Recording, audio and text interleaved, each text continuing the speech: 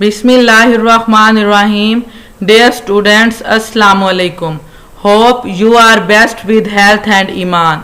Today we are going to solve question number 3, 4 and 5 of exercise 1.3. In my previous video we solved question number 1 and 2. So let's start. Question number 3 में वो हमें क्या कह रहे हैं, find that the following pairs of set are equivalent और non equivalent. दिए गए जो सेट्स हैं वो हमारे पास इक्विवेलेंट है या नॉन इक्विवेलेंट है। तो मैं आपको बता दूं इक्विवेलेंट सेट्स वो होते हैं जो हमारी 1-to-1 कोरिस्पोंडेंस को फुलफिल करते हैं। जैसा कि ये देखिए हमने यहाँ पे अपनी डेफिनेशंस में देखा था इक्विवेलेंट और नॉन इक्विवेलेंट सेट के बारे में। यहाँ पे ये देखें वो क्या कह रहे हैं कि इक्विवेलेंट सेट्स वो होते हैं जो 1-to-1 कोरिस्पोंडेंस को फुलफिल करते हैं। मींस के इस तरह जितने नंबर ऑफ एलिमेंट हमारे पास सेट ए में है उतने ही नंबर ऑफ एलिमेंट्स हमारे पास सेट बी में भी होना जरूरी है। तो ये होंगे हमारे पास इक्विवेलेंट सेट। और अगर ऐसा नहीं होता, एक सेट में एलिमेंट की तादाद 4 है, दूसरे एलिमेंट में सेट में एलिमेंट की तादाद 5 है, तो वो नॉन इक्विवेलेंट सेट होंगे। तो चले हम देख लेते हैं अपने एक्सरसाइज 1.3 के क्वेश्चन नंबर 3, 4 एंड 5 को कि हमें इन क्वेश्चंस में क्या कहा जा रहा है। तो ये देखिए क्वेश्चन नंबर 3 है, find the following pair of sets are equivalent और नॉन इक्विवेलेंट। इसमें फर्स्ट पार्ट है हमारे पास a = 1 2, b = 1 3 7। मैंने इसको इस फॉर्म में राइट किया, a ये है मेरे पास, b ये है। तो अगर मैं 1-to-1 कोरिस्पोंडेंस को देखती हूँ तो 1 के साथ देखें 1 मैच हो रहा है, 2 के साथ ये वाला पेयर, मींस के ये 2 एलिमेंट हमारे पास सेट ए के हैं और 3 एलिमेंट्स हमारे पास सेट बी के हैं। तो ये देखें एक एलिमेंट दूसरे एलिमेंट के साथ मिल गया, दूसरा एलिमेंट इसके साथ मैच हो गया। यहाँ पे जो 7 है उसके साथ हमारे पास कोई एलिमेंट नहीं है जो ए में मौजूद हो और उसके साथ हम इसकी 1-to-1 कोरिस्पोंडेंस करें। मींस के आपने सिंपल बात यही माइंड में रखनी है कि अगर एक सेट में एलिमेंट की तादाद 2 है, दूसरे सेट में एलिमेंट की तादाद 3 है, तो वो कभी भी 1-to-1 कोरिस्पोंडेंस नहीं होंगे। तो वो सेट हमारे पास, वो पेयर हमारे पास नॉन इक्विवेलेंट होगा। किसी भी पेयर को इक्विवेलेंट होने के लिए ये जरूरी है कि उनमें नंबर ऑफ एलिमेंट की तादाद सेम हो। अगर इसमें 2 है तो इसमें भी 2 होना जरूरी है, अगर इसमें 3 है तो इसमें भी 3 होना मस्ट है। डिफरेंट है इन दोनों में एलिमेंट की तादाद, तो ये नॉन इक्विवेलेंट है। इसी तरह से अब हम सेकंड को देख लेते हैं। सेकंड में हमारे पास क्या है, a = ab, b = xy। ये देखें यहाँ पे a सेट में भी नंबर ऑफ एलिमेंट 2 हैं, b सेट में भी नंबर ऑफ एलिमेंट 2 हैं। मींस के ये देखें 1-to-1 कोरिस्पोंडेंस को ये फुलफिल कर रहे हैं। तो ये क्या होगा, ये पेयर क्या होगा, इक्विवेलेंट होगा। ठीक है, नंबर ऑफ एलिमेंट की दोनों में सेम है, एलिमेंट्स की तादाद दोनों में एक जितनी है, 2-2। ठीक है, तो ये सेट क्या होगा, ये पेयर क्या होगा, इक्विवेलेंट होगा। थर्ड में चलते हैं। थर्ड में हमें क्या कह रहे हैं, a = -2 -1 0 1, b = 3 5 7 8। ठीक है, अब देखा जाए तो यहां पर भी a = यहां पे भी 1 2 3 4 एलिमेंट है, यहां पे भी 4 एलिमेंट है। ये -2 3 के साथ, -1 5 के साथ, 0 7 के साथ, 1 8 के साथ। तो नंबर ऑफ एलिमेंट सेम है दोनों सेट्स में। तो ये पेयर जो है ये इक्विवेलेंट होगा, ये 1-to-1 कोरिस्पोंडेंस को फुलफिल कर रहा है।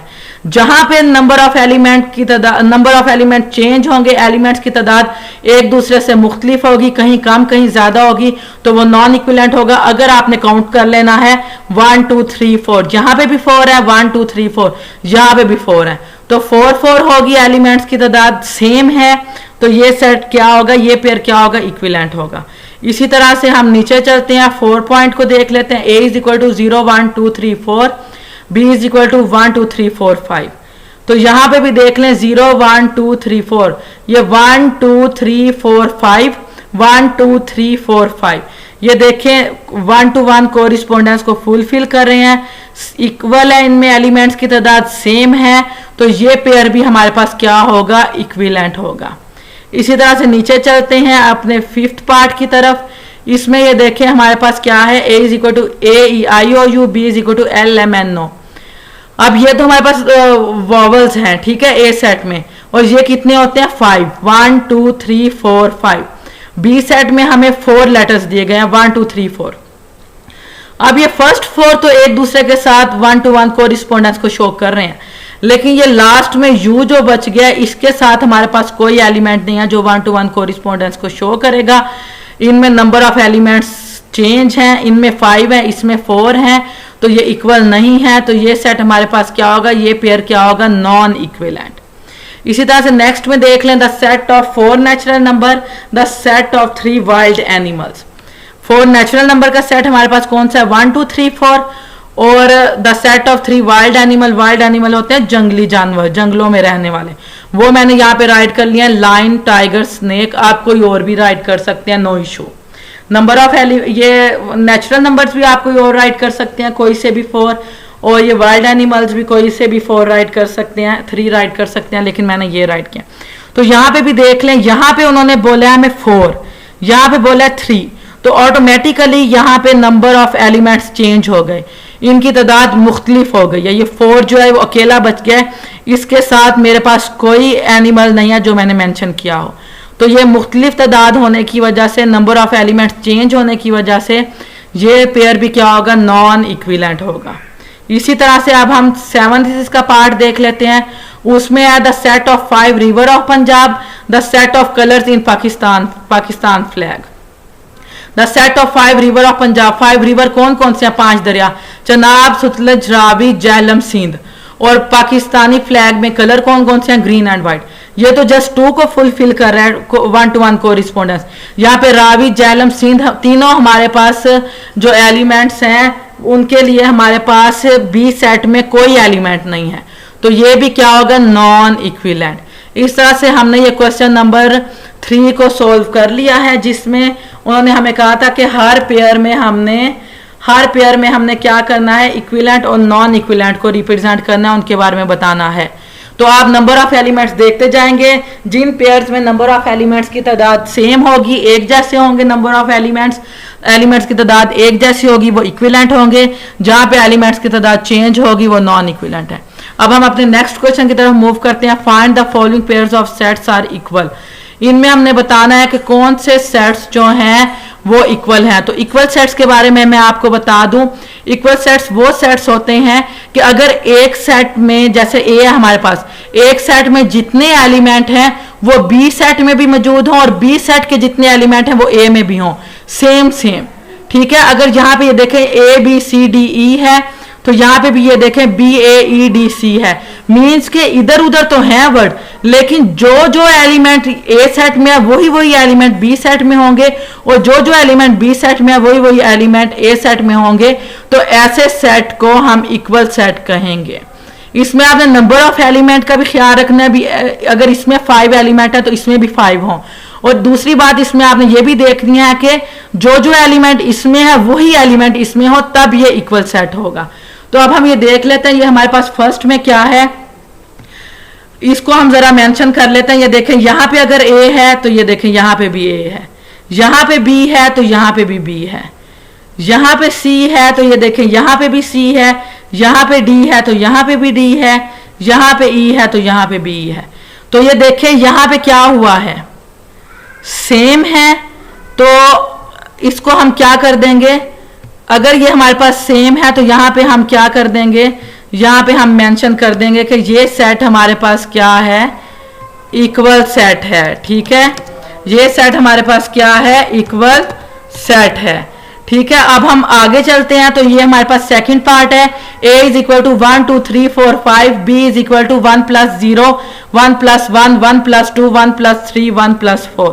अब ये प्लस की फॉर्म में है तो हम यहीं पे इसके बारे में राइट कर लेते हैं।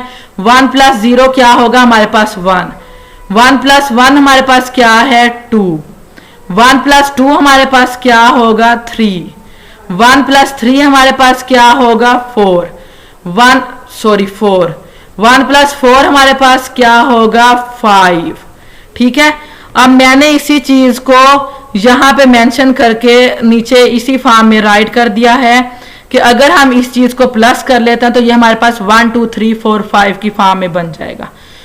तो जब हम इसको इस फॉर्म में राइट कर लेते हैं तो अब हम इसको भी जरा चेक कर लेते हैं कि किस तरह से हमने इसको किया। अब ये देखें यहाँ पर क्या हुआ है, यहाँ पर भी ये देखें ए और बी दोनों सेट हैं, सेम सेम, 1 के साथ 1, 2 के साथ 2, 3 के साथ 3, 4 के साथ 4, 5 के साथ 5। तो ये भी सेट हमारे पास क्या होगा, इक्वल सेट होगा। ठीक है, अब आपने सेम सेम एलिमेंट्स को देखते जाने और नीचे मूव करें। अब ये हमारे पास थर्ड पार्ट इसका क्या दिया हुआ है, a is equal to 0 1 2 3 4, b is equal to 6 -2 5 -1 4 -2 3 -1 2 -2। तो 6 में से 2 को माइनस किया 4, 5 में से 1 को माइनस किया फिर से 4, 3 में से 1 को माइनस किया 2, 2 में से 2 को माइनस किया 0। ठीक है, अब ये देखिए हमारे पास a में है 0 1 2 3 4, b में है 4 4 2 2 0। अब ये देखें नंबर ऑफ एलिमेंट तो सेम है, अगर इसमें 5 है तो इसमें भी 5 है, लेकिन एलिमेंट सेम नहीं है। यहाँ पे 0 1 2 3 4 है, यहाँ पे 4 4 2 2 0 है।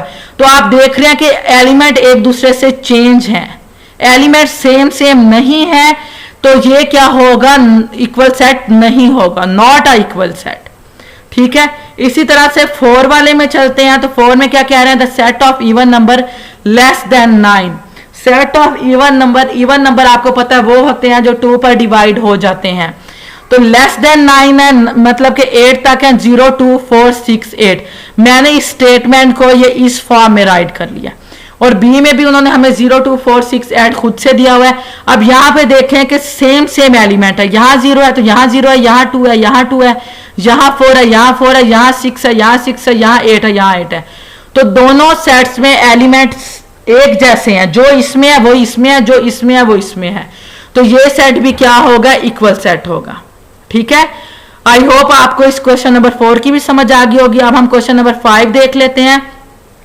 इसमें a is equal to A B C है, b is equal to B C D, c is equal to C D E and d is equal to A B C D. आपने बताना है कि कौन सी स्टेटमेंट ट्रू है। तो इसमें हम सबसे पहले देख लेते हैं कि उन्होंने हमें एक चीज दी हुई है, a इज सबसेट b। ये वाला सिंबल जो है ये सबसेट को शो कर रहा है, मीन्स के a के जितने भी एलिमेंट हैं क्या वो b में भी मौजूद हैं। सिर्फ हमने यही देखना होता है कि पहले सेट के एलिमेंट जो हैं वो दूसरे सेट में भी मौजूद हैं, क्या a जो है वो b का भी सबसेट है।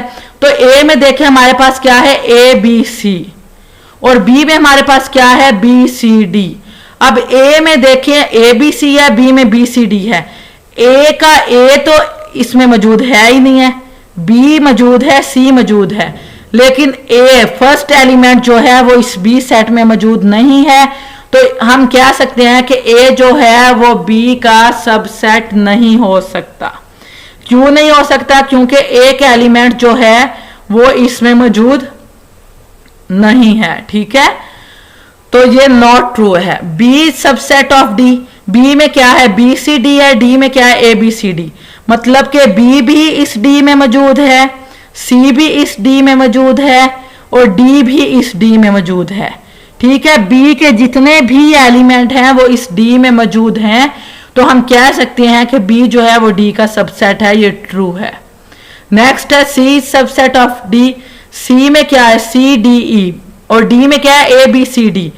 अब इसका c इसमें मौजूद है, d भी इसमें मौजूद है, लेकिन e जो है वो इस सेट में मौजूद नहीं है, तो c जो है वो d का सबसेट नहीं हो सकता, ये नॉट ट्रू है। नेक्स्ट है a is subset of d।